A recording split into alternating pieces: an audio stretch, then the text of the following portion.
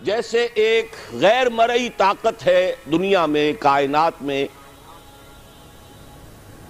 ابلیس، جن، جو شر کا منبع ہے، سرچشمہ ہے۔ آج ہی آپ صبح ڈاکٹر عبدالسمیع صاحب سے سن چکے ہیں کس کس پہلو سے وہ حملہ کرتا ہے، کیسے چیلنجنگ انداز میں اس نے کہا تھا کہ اللہ تو نے اسے خلافت دی ہے آدم کو،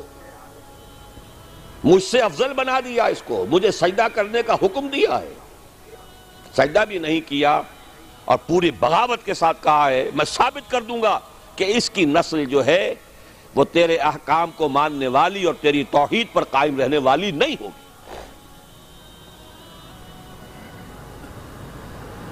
لَأَقْعُدَنَّ لَهُمْ صِرَاطَكَ الْمُسْتَقِيمَ، سیدھے راستے پر بیٹھوں گا، سیدھا راستہ توحید کا راستہ،